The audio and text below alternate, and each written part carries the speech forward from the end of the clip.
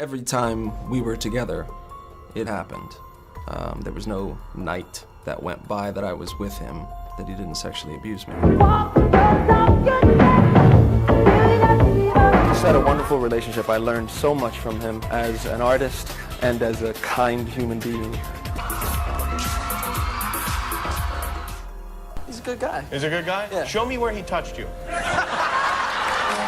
No nonsense, no shenanigans, but he's a weird... Why was it important for you to stick up for him?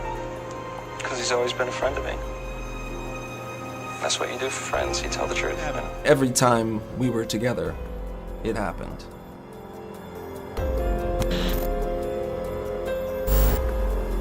On May 1st, 2013, Wade Robson filed a creditor's claims civil lawsuit against Michael Jackson's estate and companies for monetary compensation with claims of childhood sexual abuse by Michael Jackson. This was a shocker, because Robson previously had always defended the star against such allegations and denied that anything like that had ever happened to him. So what happened? In this film, we will lead you through the process of Robson's changing of his story, the circumstances surrounding it, and the legal proceedings in this case. Over the years, both as a child and as an adult, Wade had always defended Jackson privately and publicly alike, and often volunteered to do so. At no times did he give any hint of distress or confusion while talking about Jackson. He always seemed very open and genuine about their friendship. In 1993, when the Chandler allegations became public, the police contacted many families and their children who had spent time with Michael Jackson over the years, including the Robsons.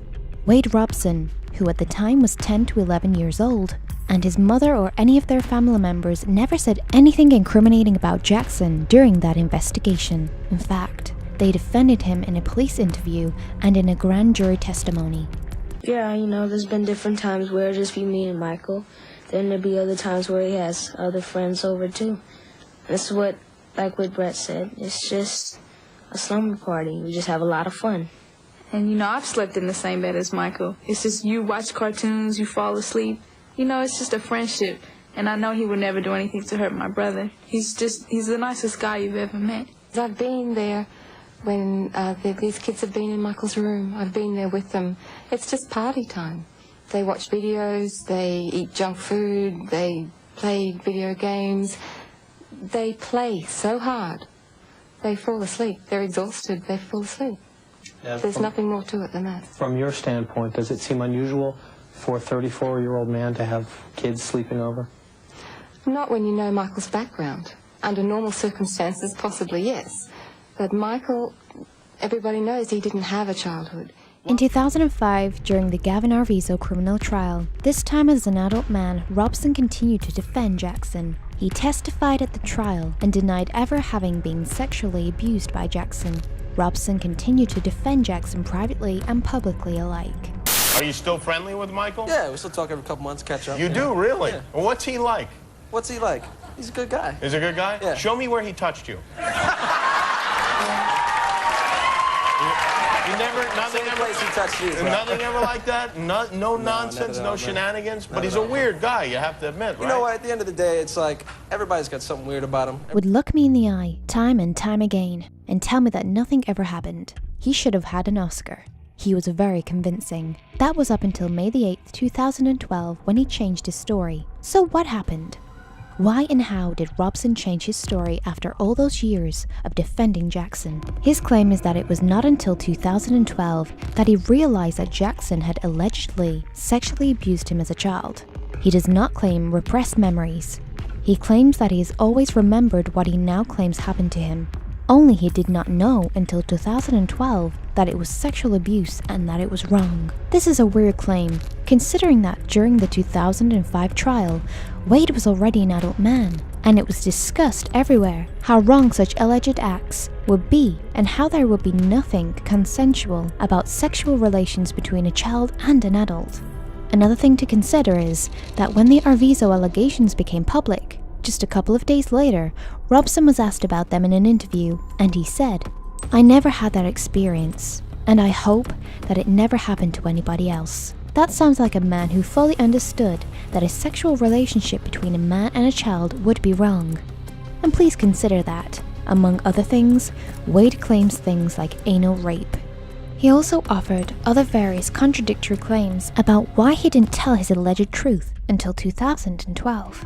In one version, Jackson told him that both of them would go to jail if anyone found out, and Robson supposedly believed it until 2012. This seems to contradict the claim that he did not know if it was wrong until 2012. If it is something to go to jail for, then it is certainly something wrong. According to yet another version, that he told his mother Joy Robson, as per her deposition, he denied being abused at the 2005 trial because he felt shame about it. But Wade contradicted that in his own deposition. Question: when you testified at the criminal trial in 2005, did you feel a sense of shame of what had happened between you and Michael? Wade Robson: no, I didn't. I didn't have any. As I stated, I didn't have any perspective on it. I didn't know that at the time. I didn't know that at any time until post-May 2012. Wade also made the claim that both in 1993 and in 2005, when he was already an adult man, Jackson had allegedly coached him on the phone in the form of a roleplay, and that supposedly made him a masterful liar, or a master of deception, as he put it, for more than 2 decades. What was this powerful roleplay that supposedly made Wade such a convincing liar, both as a child and an adult? Well, Jackson allegedly told Robson on the phone, "They are making up all these lies about you and me, saying that we did all this disgusting sexual stuff. They are just trying to take us down, take away my power and my money, take away our careers. We can't let them do this. We have to fight them together." That's it. That is the sophisticated, powerful coaching and role-playing method that supposedly made Robson a masterful, Oscar-worthy liar for more than 2 decades. There is no claim that Jackson told Robson in a direct manner before his 2005 testimony what to say or how to testify on the stand. All Robson can claim is the supposed role-playing on the phone. Think about it.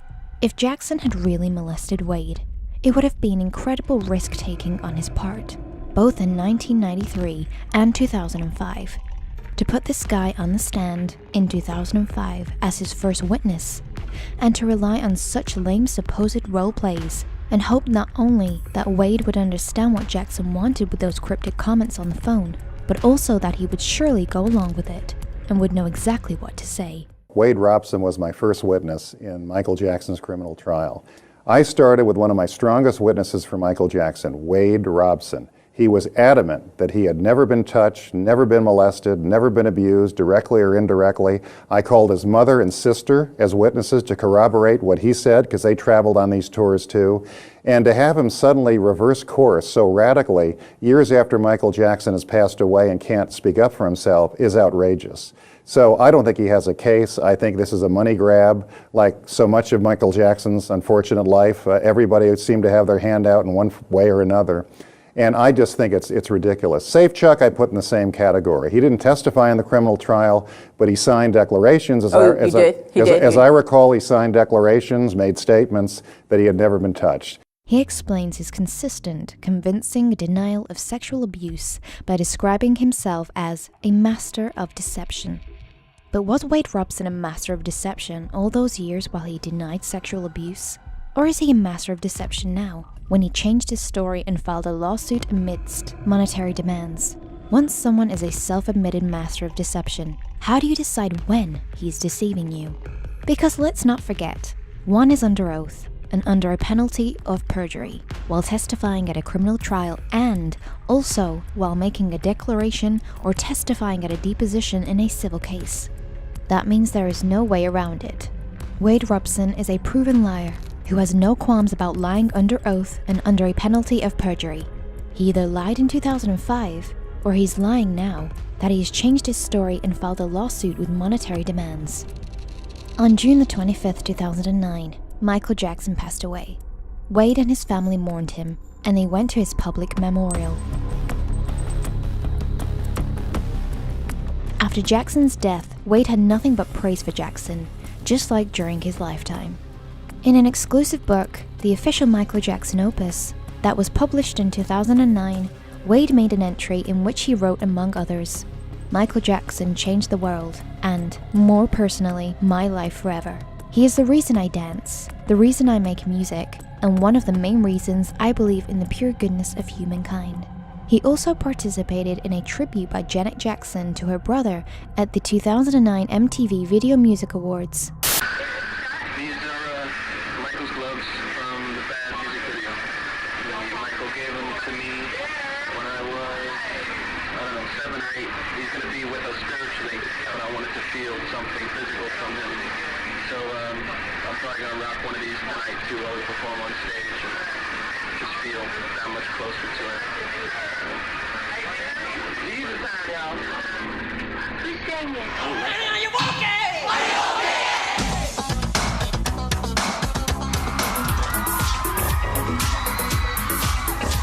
Just had a wonderful relationship. I learned so much from him as an artist and as a kind human being, that he was a man, that he was a father. And that's what it's really about, is a father and his children. And he's a wonderful dad. And in November 2010, Wade and his wife Amanda had a son. A month later, in December, Wade was offered to direct the dance movie Step Up Revolution, and he accepted the offer. According to his court papers and a blog post he wrote in November 2017, he considered this as the fulfillment of Michael Jackson's prophecy to him as a child, that he would become a movie director of epic proportions, bigger than Steven Spielberg. In early 2011, Wade crumbled under the pressure of the job, which triggered a nervous breakdown in him, made him pull out of the project, and left him purposeless. He wrote about it in a blog post in 2017. "I was fulfilling Michael's prophecy, and then I blew it.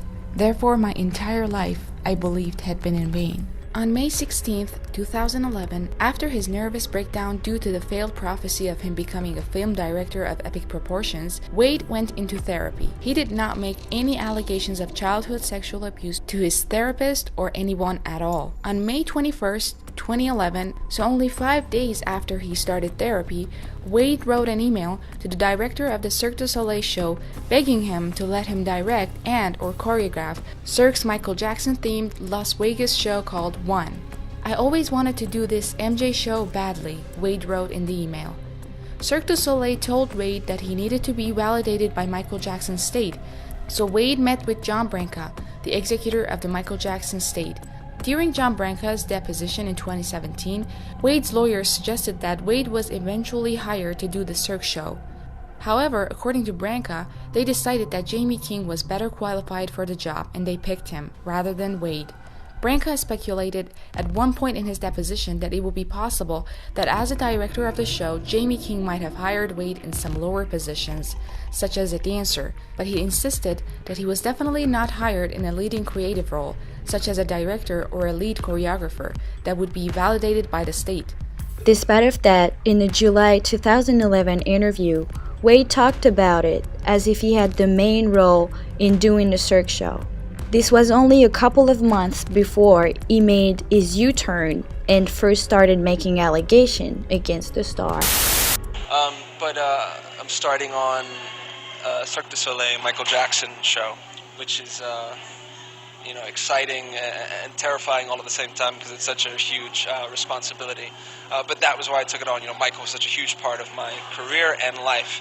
We were friends for 20 years before he passed, since I was 7. So it's an opportunity for me to give back a little bit to his legacy. It's such a big part of his legacy, and to make sure as much as I can that it's done right and that it really represents his essence. In March 2012, about a year after his first breakdown, Wade suffered a second nervous breakdown. He went to a new therapist in April 2012, where he started an insight-oriented therapy. According to a story, about 3 weeks into the therapy, on May 8, 2012, he first started making allegations of child sexual abuse by Michael Jackson to his therapist or anyone at all. So what happened between Robson's first therapy in 2011 and his second in 2012? How did he come from praising Jackson and wanting to work on Cirque du Soleil's Michael Jackson show badly in 2011 to claiming childhood sexual abuse by Jackson in May 2012? Wade now claims what triggered his realization that he had allegedly been sexually abused by Jackson as a child was watching his 1.5-year-old son and imagining and visualizing him being sexually abused. Apparently, he needed to imagine and visualize his infant son being sexually abused to be able to muster up any emotion that he could build on his own story of alleged childhood sexual abuse. Mind you, visualizing things that he wanted to turn into reality was no stranger to Wade. In a 2002 interview, he said, "Learn how to visualize. If you have a goal, you've got to visualize every little aspect of it. Every time I've done that wholeheartedly, it's always happened. It's never failed." Wade also claimed on his blog that what prompted him to confess to his therapist was a popular TED Talk by Brené Brown about the power of vulnerability. The talk is about the courage to be imperfect. It mentions how parents commit a mistake when they raise their children to be perfect, which echoes Wade's life, who by the age of 16 choreographed for international stars such as Britney Spears. The lecture seems more related to Wade's struggle with career expectations and his struggle to be perfect in his job from an early childhood than about sexual abuse. For a long time, he has struggled with the expectations and pressures of his job. He completely omitted this element from his lawsuit. But from his blog post that he has published in 2017 and 2018, after his lawsuit was tossed, we learn about these struggles in detail. Moreover, the therapist he went to in 2012, Dr. Larry Shaw, is a therapist whose focus is on people in high-pressure jobs. That this was Wade's real issue indeed is echoed in several blog posts he wrote in 2017 till 2018.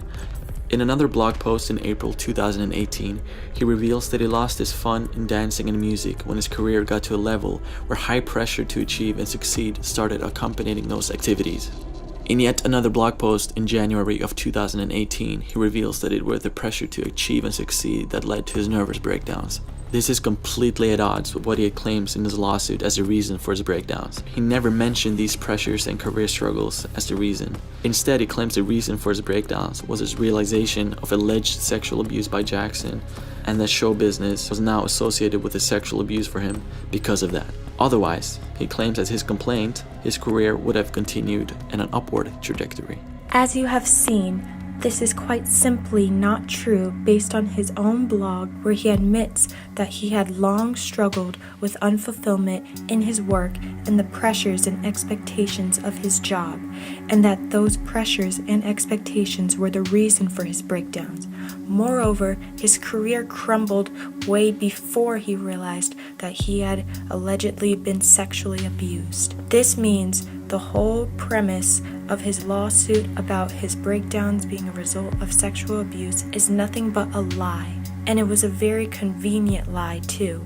According to his mother, Joy Robson's testimony, he also had financial problems at the time, and then he suddenly realizes that he was allegedly sexually abused by Michael Jackson as a child. In his deposition and on his blog, Wade made claims that it was Jackson who taught him to always work hard and who was responsible for his unhealthy work attitudes from an early childhood. The reality is, however, that Wade's mother, Joy Robson, was a very ambitious stage mom, and it was her who trained her kids to work hard from an early childhood. Wade made absolutely no mention of that in his lawsuit. My kids worked every weekend, every school vacation. Their birthday parties were backstage. Their Christmas parties were backstage. No regrets.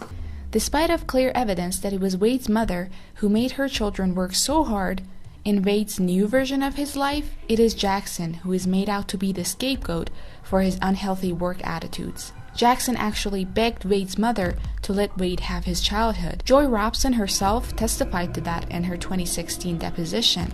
She said that Jackson, quote, used to call me and ask and beg me not to make Wade work all the time, to let him have his childhood, end quote. Also from the 1995 article, as well as from the Robson's testimony in 2005, or Joy Robson's deposition in 2016, we learned that Jackson was actually hardly present in their life at the time. On top of Wade's career struggles and financial struggles at the time, he also had a marital crisis. According to his own deposition, his wife Amanda had a hard time handling his breakdowns and threatened to leave him. So this is the context in which Wade, as a quite convenient solution for all of his problems, suddenly realized that had allegedly been sexually abused by Michael Jackson as a child. This U-turn made it possible for him to sue Jackson's entities for money or to use his newfound story in other ways, like seeking a lucrative book deal. In a note that he wrote to himself that the Jackson state found out about and presented at his 2016 deposition, Wade stated, "My story of abuse and its effects will make me relatable and relevant." There would also be a benefit in scapegoating someone else for his professional and personal problems and failures. With the claim of sexual abuse, Wade is suddenly seen as a victim, not as someone who failed in his profession and failed as the family breadwinner. The blame is shifted on someone else. Wade claimed that because of Jackson's alleged sexual abuse of him, he was no longer able to do any kind of entertainment activity because those activities were now too associated with Jackson and sexual abuse for him. He claimed that he could not dance,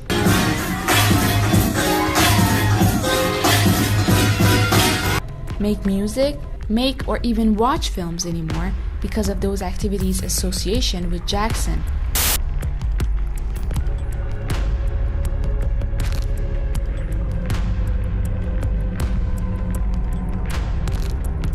The fact is, however, that Wade continued to do all those activities, all the while claiming in court documents that he was so traumatized by such activities' association with Michael Jackson that he would never be able to do them again, so he needed financial compensation.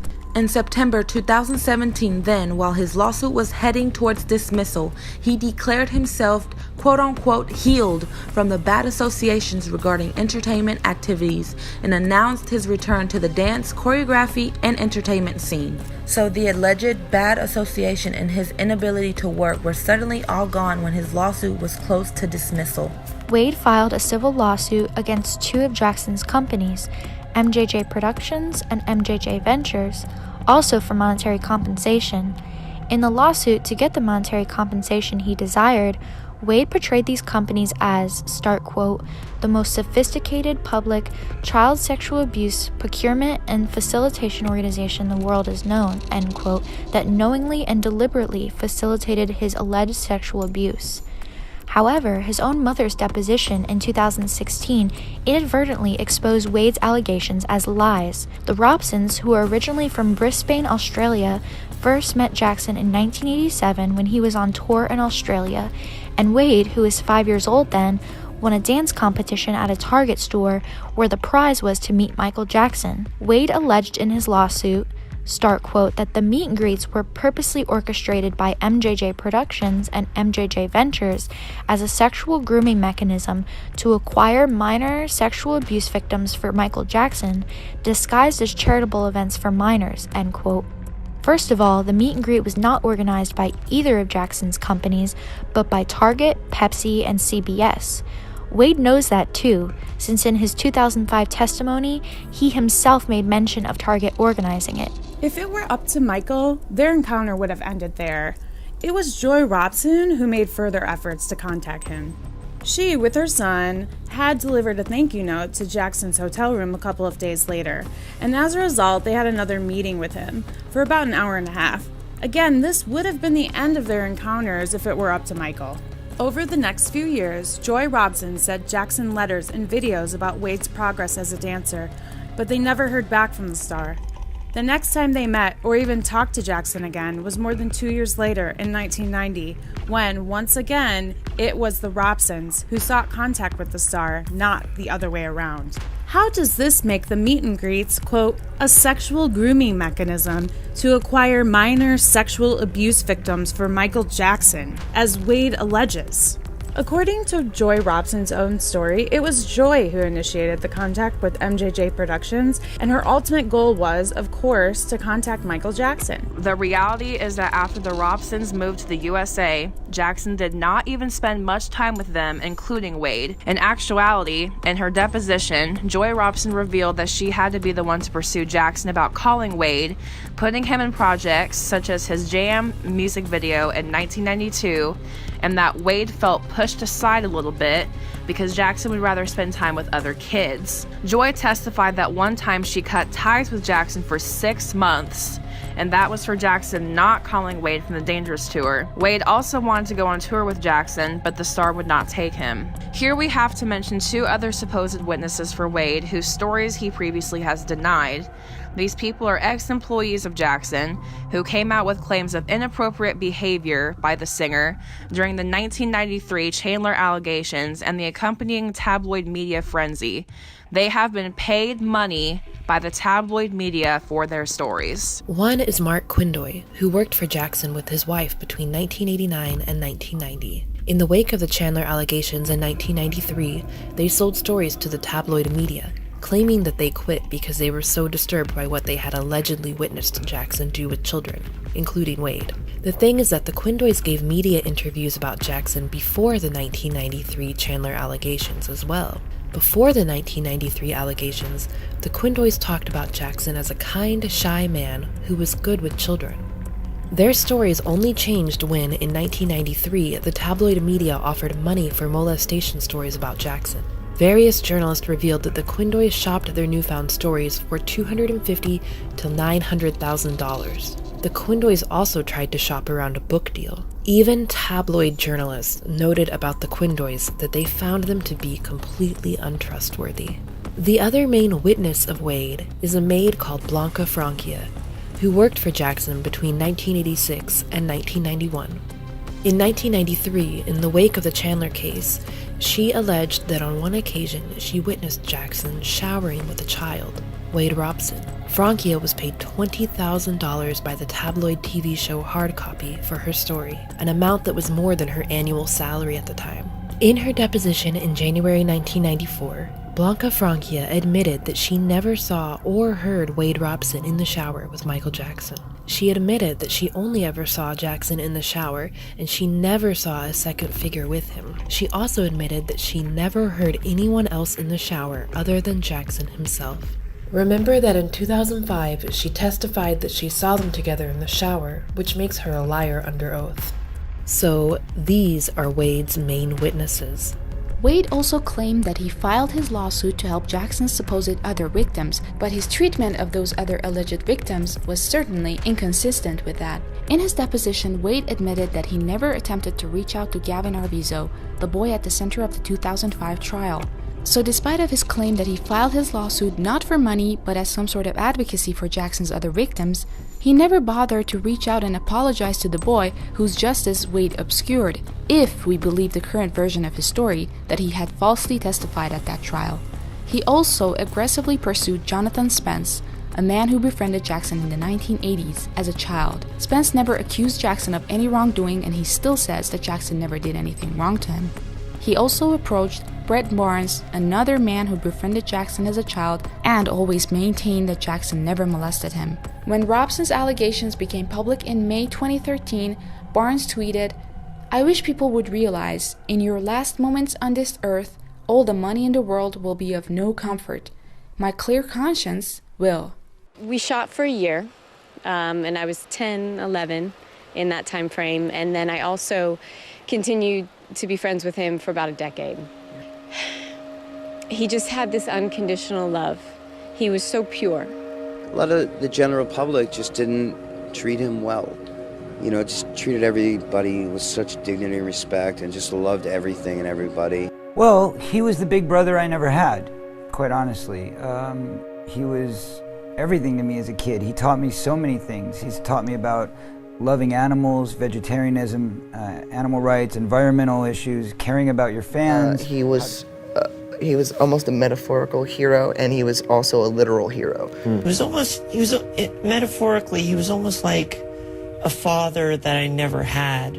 Basically, he befriended me. He took me into his life, which is very rare for Michael to do, but he opened up his arms to me and accepted me as a very good friend of his. And throughout the years, he never let me go. So I went with my whole family, and next thing you know, we were friends. We were like, seriously, he was like my best friend growing up for like a good fat stretch of my life. Yeah.